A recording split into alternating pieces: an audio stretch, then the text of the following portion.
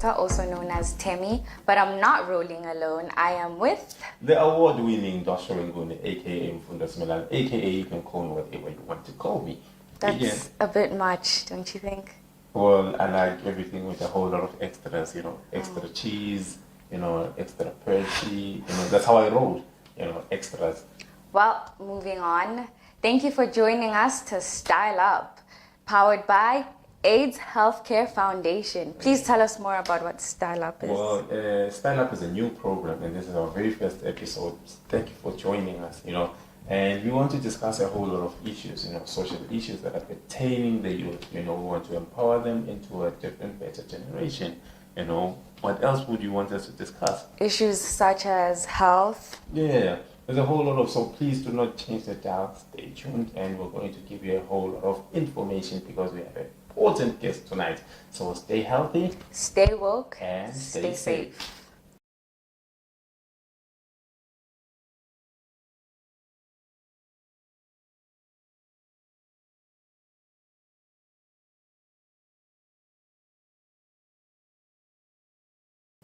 Today we'll be discussing issues on gender-based violence.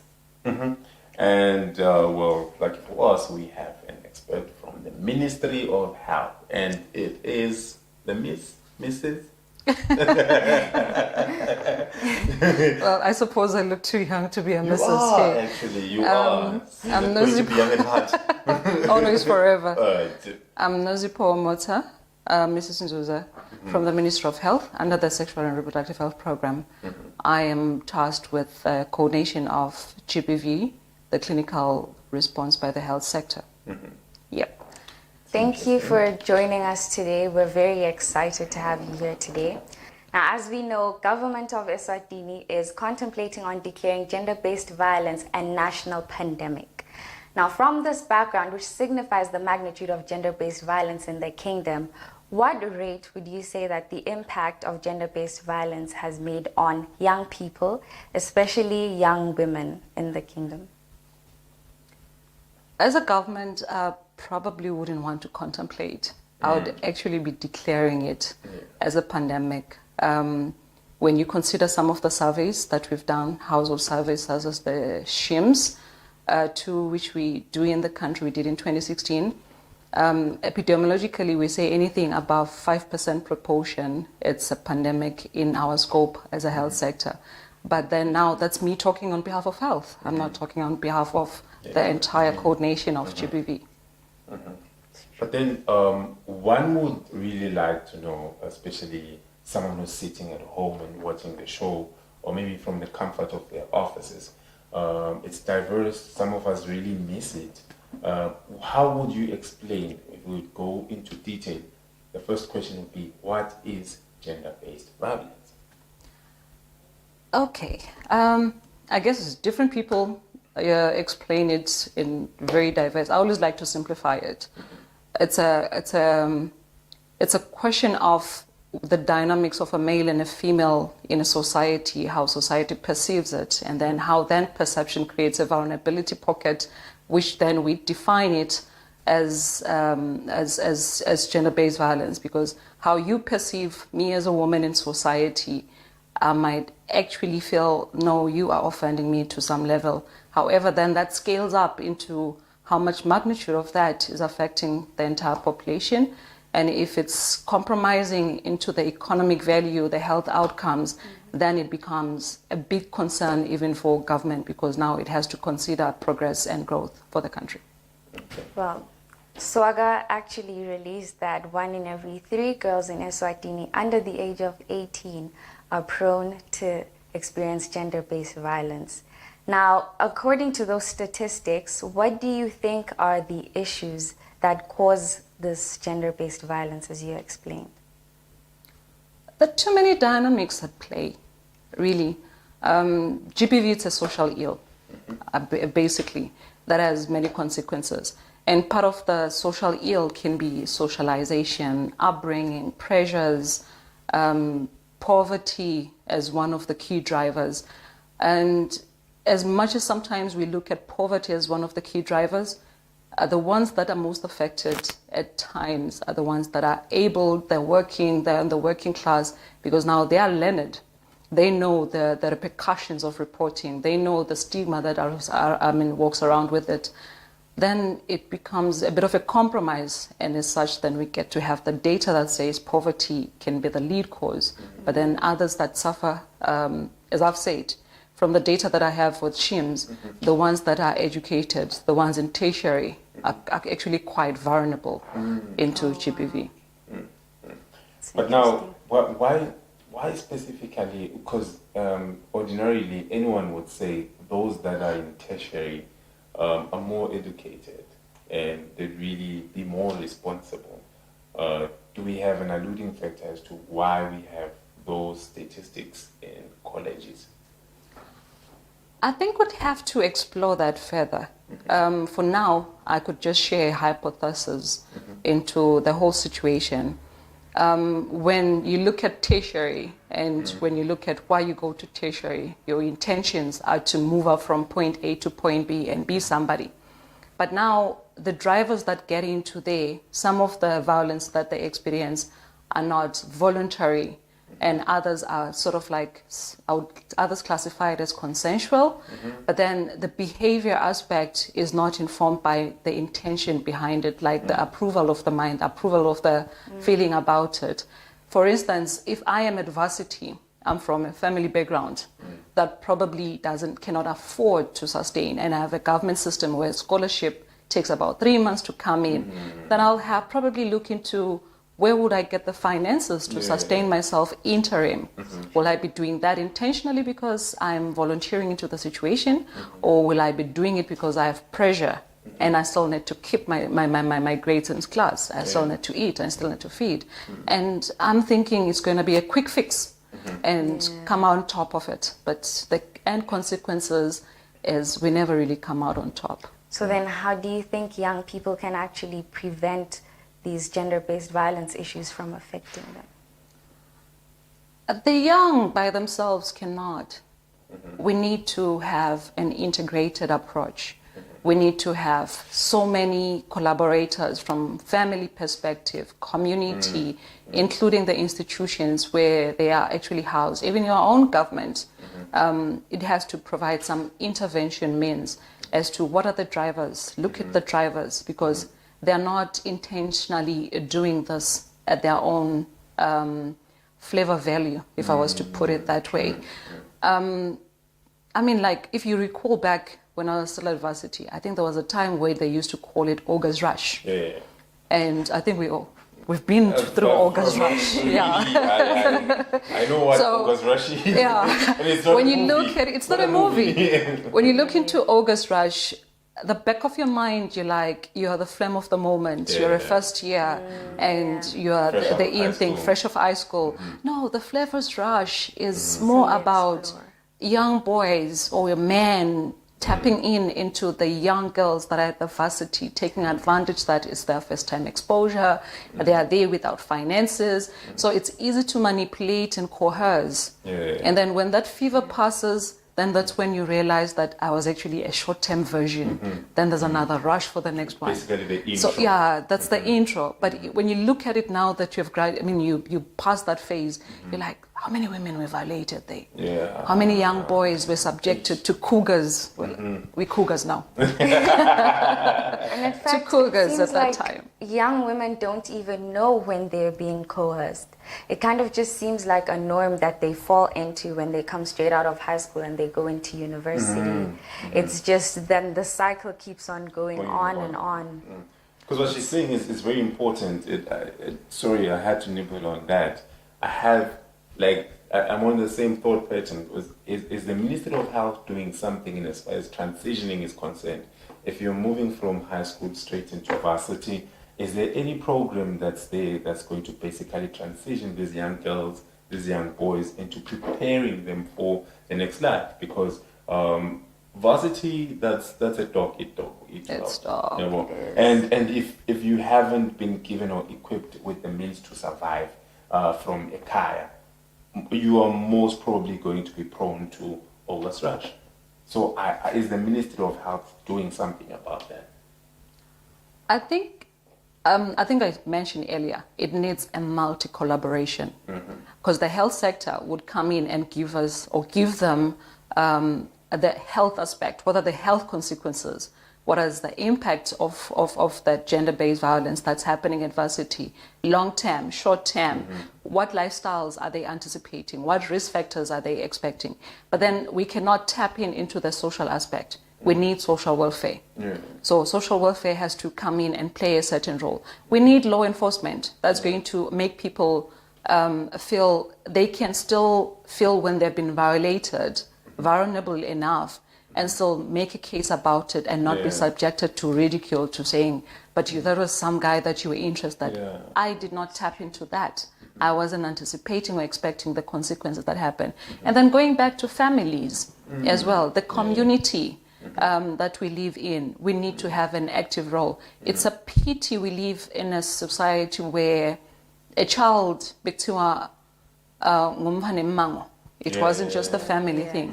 But now it has become more of a family thing, because even us in the community have become perverts to these young people. So it's always important to say, where did we lose it as a in the culture aspect, so that we restore those things. Leave home with your bags going to varsity. Know where home is. Appreciate what you have. Let's not have pressure from societal expectations from our parents to say, you need to graduate, you need to have a rich boyfriend, you need to have a lobola, you need to have somebody educated. The standards we're living in are not in par. So that pressure makes me easy to get into peer pressure. And I think what I've also learned is we are empowering the young girls, the young boys, but then we are forgetting the age parent gap and the information parent gap. Because now you are asking a child to make a confirmation to a parent who doesn't even understand what you're talking about. And when kids go to parents, they're expecting the truth in terms of verification. And when the parent seems lost, then the peer pressure becomes the right person to always seek advice. And they're not always with the good intentions. So choose your friends wisely. They're not always the best. And that is the expert. Tell me your university to August Rosniana. Well, to be honest, when I got to university, it was my first time learning about sexual harassment thoroughly. Wow. We had a compulsory sex talk, and that is when I actually learned that little things such as catcalling are actually sexual harassment. When we go to the bus rank here and we just hear the men calling on you, you don't think that there's nothing wrong with it because it's such a norm. So why do you think that sexual harassment isn't as taken seriously and as compared to rape? I don't really think it's now not taken seriously. Previously it wasn't, but now we have the sexual offenses and domestic violence, the common sort of stuff, there's so many names that have been taken into it that was released in 2018. So now it covers a lot of things. It covers sexual harassment, it covers stalking. Many people wouldn't understand what stalking is about, and until it gets tired and agree to it. But when it starts creating the anxiety in me that if I get out of the bus and I walk through Power or I walk through KFC, I'm going to see Ndosh. Then that anxiety aspect, it becomes stalking, because now it's already creating anxiety in my space. It's creating unsafety. I'm going to end up taking a longer route that will expose me to more dangerous areas. So now it is being considered, although it's not wavering well with others, maybe it's the part that we are not explaining it accurately, that as soon as I feel like I am not comfortable walking to that space because I'm going to meet this person who's still not getting it, that I don't want to be in the relationship, it's stalking. And I think what I like about the SOTV or STAV is it has actually even expanded the harassments, the one that you're talking about, that name calling is in the bus ranks, and even the rapes that are there now, they've been expanded in terms of the definition content to saying what then is classified as rape, which we can probably expand on the next session. I think what I want to touch most is we have so many variables that we actually work on within the Ministry of Health. In fact, even as Swaziland government, we have seen sexual violence. Sexual violence is inclusive of what we've just talked about, the vast rush and everything. Then we have physical violence that is now notable, whether in relationships or in situations where there's sexual violence. And then we have emotional abuse. I think the trickiest part for me is the long-term effects of sexual and physical violence. They say you can heal a physical wound, but healing an emotional one, it's very tricky. I guess what then I need the youth, the young ones, because now whatever happens to them in their young phase tends to set up a foundation in their cougar stage, like my age, whether I'm going to be the very submissive kind of person, the very assertive person, the easygoing, the self-esteem crumbled person, the one that doesn't even know where north and south is because I'm too depressed to even think about it. The self-destructive behaviors where everybody thinks I drink too much or I smoke too much or I party too much. I'm compensating for an emotional wound. And until somebody taps into that one and explore what has happened to get me into that aspect, then it stays as this wound that eventually we see when people start saying, I am having a midlife crisis. Is there anything called midlife crisis? I don't know. I'm yet to know. Hypothetically speaking, I guess.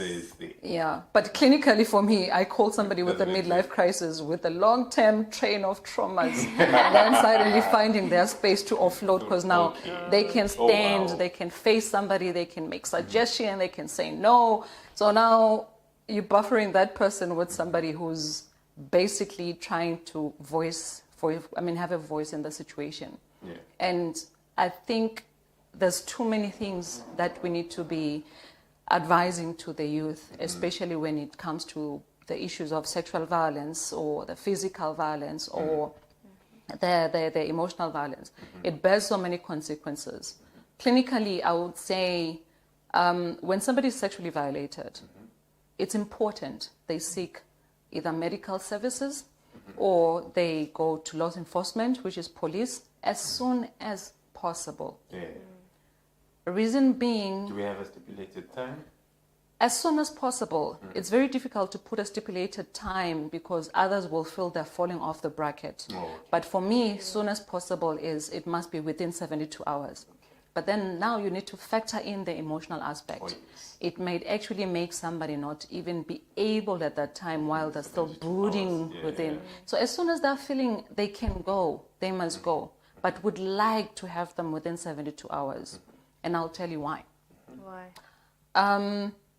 For instance, within 72 hours, when somebody has been exposed to especially sexual violence, which I would like to reduce it to rape, they are most likely to to be exposed to HIV.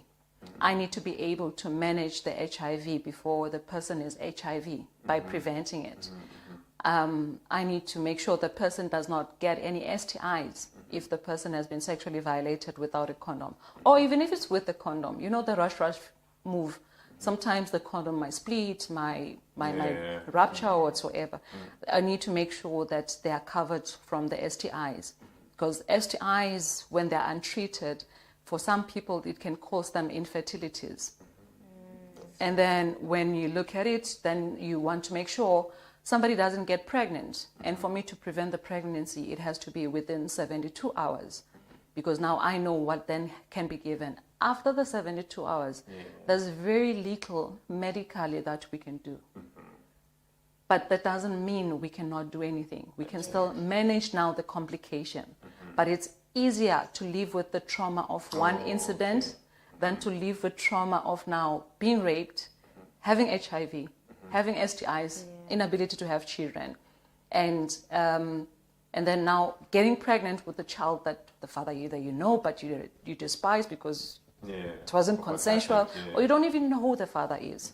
So, and then the mental health issues then that develop over time, that then defines whether the person over time is going to be a productive individual in society, or it's going to be one of those we classify as self-destructive. No, I'm healing. But then it comes out like you see. Yes. So unless you get to that part of understanding what they go through and then reaching out without judging to them, you are helping the young ones. But when we have judgments over the young ones, then we are creating bombshells, little mindstones there, that they will explode one day. And it's a question of when will they explode? Will they be in the midlife crisis issue, or will be they virtual? Yeah. There's a say about 90% of people are listened to, but only 10% are heard. Oh, wow. So it's a question of what language are you expecting out of that person? Yeah. No young person, Emma tantrums. No, they're talking. Are you listening? Or you are listening to verbatim? If you listen to verbatim, you'll miss the key indicators that says, please help me. Please help me. So we are there as a health sector to help where needed. You need information, we are there to help. You need services, we are there to help. But more than anything, I think if we invest wisely to the young people, prevent or protect them from GBV, then we're investing in the economy of the country. Yeah. Wow. Well, ladies and gentlemen, aren't we so lucky, or aren't we so lucky? This is Style Up, and right about now we'll take you to a short ad break. Please do not forget to like, subscribe, and comment. Let's keep it going. We do have an expert in the house, so yeah, man. Remember to stay woke And stay healthy. and stay safe.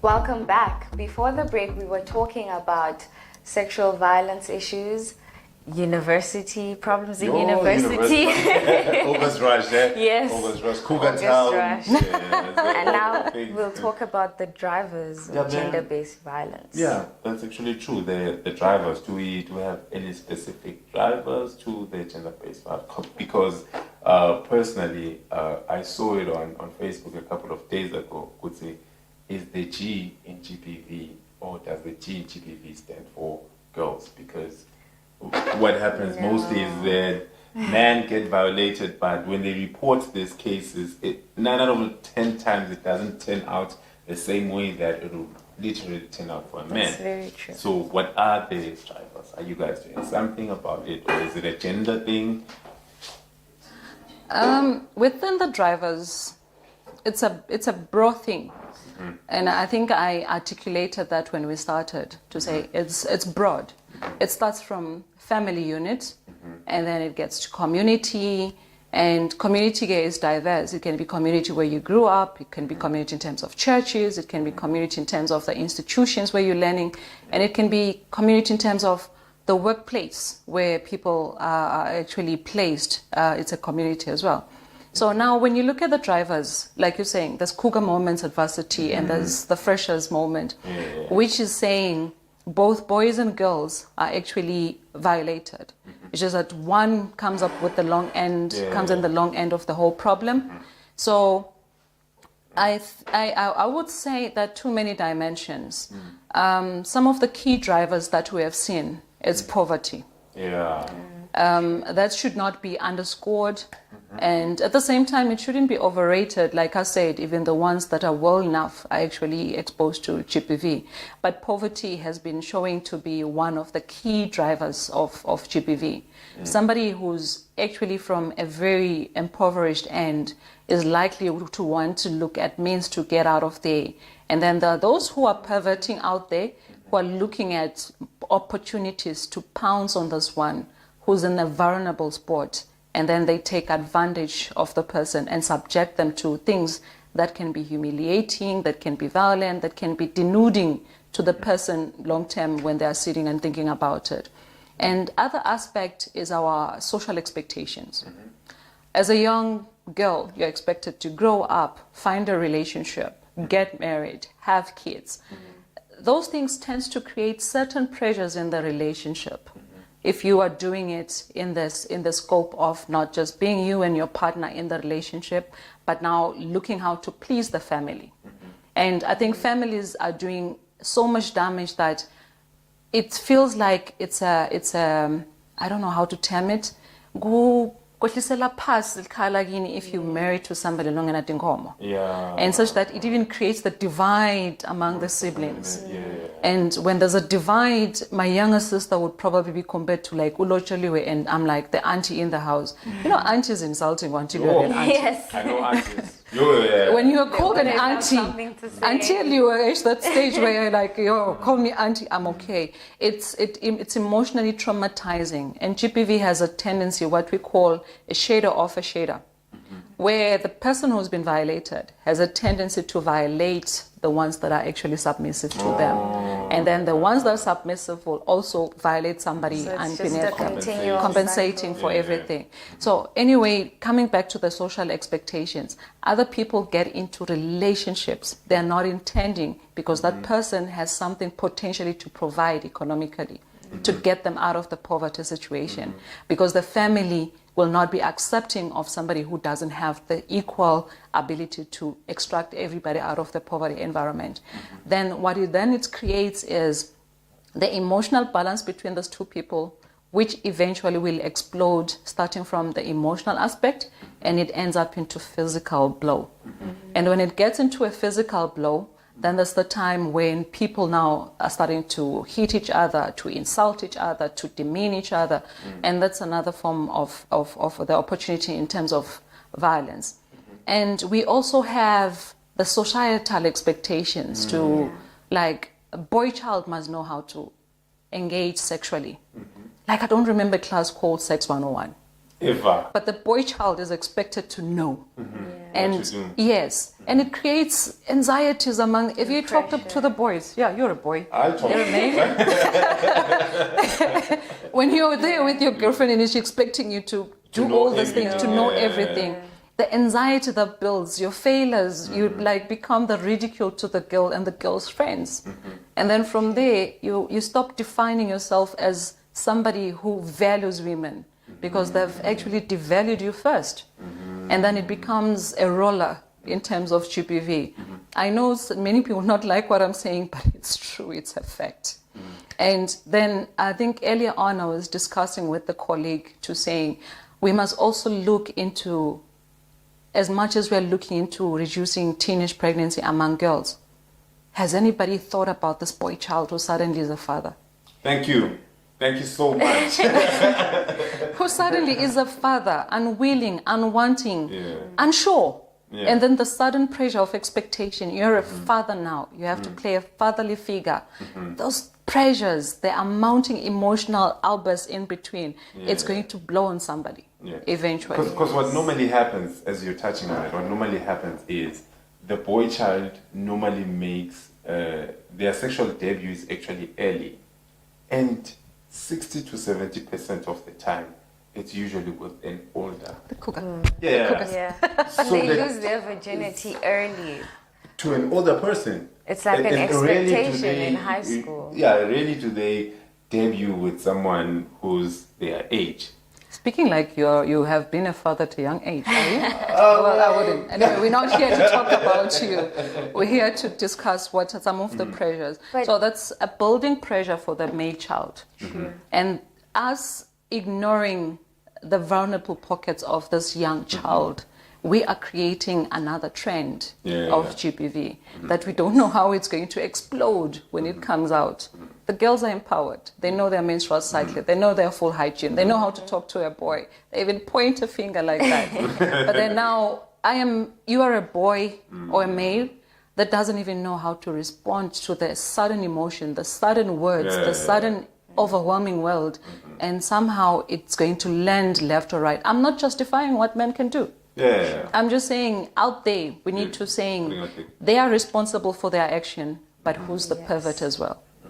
Let's not look at males as the only perverts. Because what normally happens is, I tell each and every individual, females are lucky because they have a 16-year head start in as far as emotions are concerned. Because from 0 to 16, your parents, you're pretty, you're nice. Oh, my child, you must cry. If something makes you angry, cry. Oh, you look lovely. And when you're a guy, a man doesn't cry. A man doesn't. Boy, you're gonna wipe those tears. my Be a goodness. man. And if you do something that's more like in touch with your feminine side, they'll tell you stop being a sissy. So the women, they have an emotional advantage over the guys, because from 0 to 16 they're taught how to feel, and guys from 0 to 16 they're taught how not to feel. Do you feel like it's the parents' responsibilities? Because as you said that perpetrators then look at someone who is submissive towards them, and then that's sexual violence there, and so on and so forth, and it's a cycle. So don't you feel as if everyone should take their responsibility and educate the next? That way the cycle is broken. If a man knows that as a son should not look at a woman this way or do this way, then they'll teach their child that, and so on and so forth. But why is this not the case? It seems as if societal norms keep on Popping up. yeah. That's the social discussion that we need to engage as a country. But that it doesn't excuse what men then become. It really doesn't excuse their perversion and when they become that perverted. But all we're saying is, like you're saying, the girl child, 16 years, there's always that appreciation. I always tell it to people, and that makes me very unpopular, is a man is born of a woman, is carried by a woman for a good 9 months, and is raised by a woman 90% of the time, whether it's in a dual relationship or a single parenthood approach, but is raised by a woman. I'm not saying men are not doing a good job in raising their children, but I'm saying on average, men are raised. So the first 7 years of a child, they are learning. They are copying everything you're doing. They are little mimics. And then the next 7 years, they are basically reflecting what you've been teaching them in the first 7 years. And in all those times, you've been labeling the father, you are useless, you are hopeless, you're a drunk, you don't work, you don't have finances. The child is learning that a man is valueless. The man has no stand on the ground. And then at Does 14, not cook. now they are like teenagers, they are starting to feel their ego coming in. And then they meet peers like you. And while they're meeting the peers like you, then you start, you as a mother, you like your father. Isn't that confusing to a child? Yes. Because from the years, I've been taught that a man grown is as useless a figure sometimes, depending on the mood the mother is, depending on what the mother says with the friends. And then what culture are you cultivating to this young mind? And at 14, they become your worst enemy. They're suddenly like their father. That sudden shock from mommy's boy, the best thing that's happened to mommy, that my son, my nicest thing, you're not going to be like your father, to suddenly you are like your father. That trauma in itself is the long-term effects of emotional, like I said, emotional wounds are very hard to heal. And if you're not considerate about them and how then we displace them, how we push them away, then they look for where now they can display and create a foundation or identify or what they're doing is really normal. The unfortunate part is then it makes them the bad people. So what are we doing about that? Yes, girls are vulnerable. Yes, we carry the biggest burden in terms of the health consequences of gender-based violence. But at some point, we need to sit back and retrospect and say, men are dogs, but who birthed that dog? Is it a dog birthing a dog? And I don't like that word.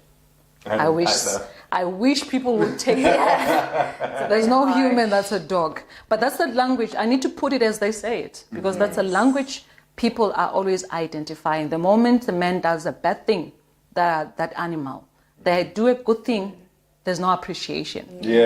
But we are balancing on appreciation.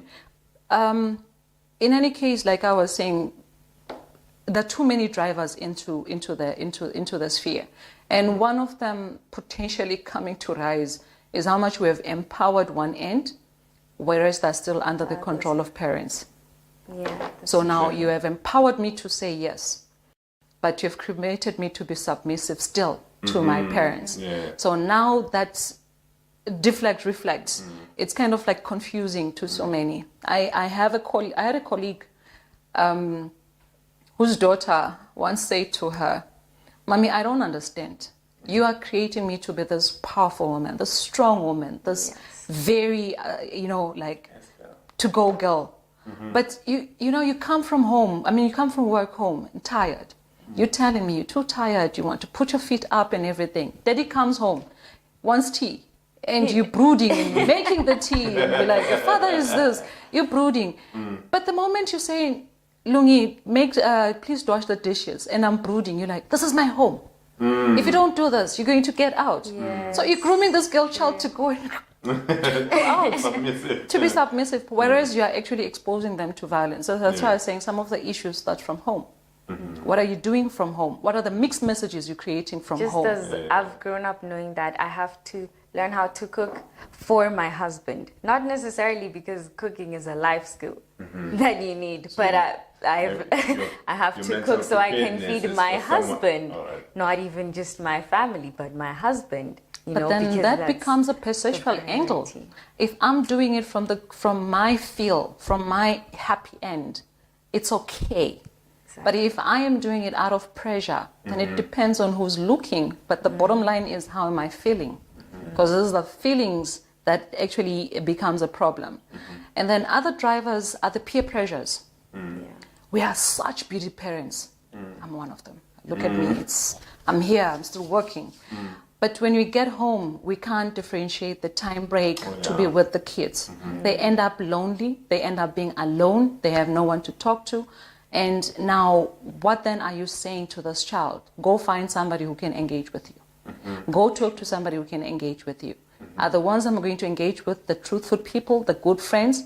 And the friends there are going to probably, if I don't have that much of a self-esteem, I am most likely and inclined to align with whatever they're saying. Finding relationships, only to find that it's a very abusive relationship. When I try to exit the relationship, they'll put on the factors that are saying, but you know your parents aren't doing this. You know your parents aren't there. And this man is always there. So that now makes you stay in a relationship, not willingly. By the time you open up your eyes, you're like, my age, you're like, I should never have stayed for this. It's a bit late. The emotional damage is there. You're probably now aggravating to somebody else. So there's too many.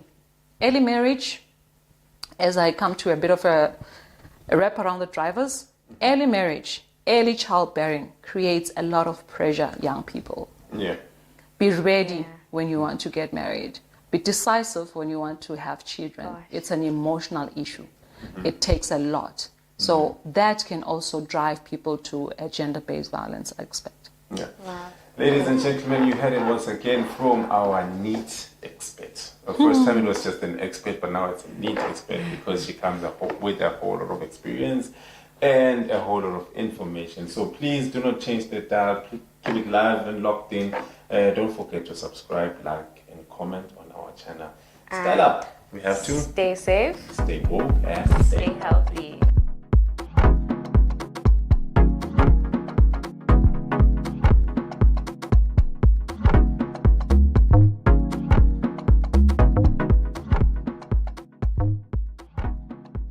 Welcome back to Style Up Eswatini, powered by AHF.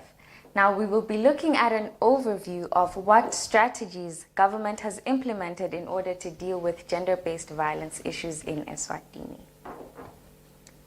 I think government has done a lot if we really look into it. The first step was making sure we have the Children's Act that was aligning with the Constitution. And then in 2018, there was the SOTV, STAVU, or Sexual Offences and Domestic Violence Act of 2018 that was put in place. And since then, we have a number of things. There's a radio program run by the Deputy Prime Minister's Office in SBIS, where they discuss issues and root causes of gender-based violence. There's ongoing trainings for the service providers, law enforcement, social workers, the prosecution, the legal system. There's now community dialogues through support through the NGOs on the ground. Some are led by swaggers, some are independent in the community. And those one are doing a very marvelous job training or teaching the community on gender-based violence awareness, especially about SOTV, how and what and when should they report cases. To an extent that they even have now rolled out hotlines where people can report their incidences anonymously or as a social obligation on behalf of somebody that you see. I know that there's a 977, which is under the police force, and then there's also 951 under SWAGA, and which you can also text on 8500.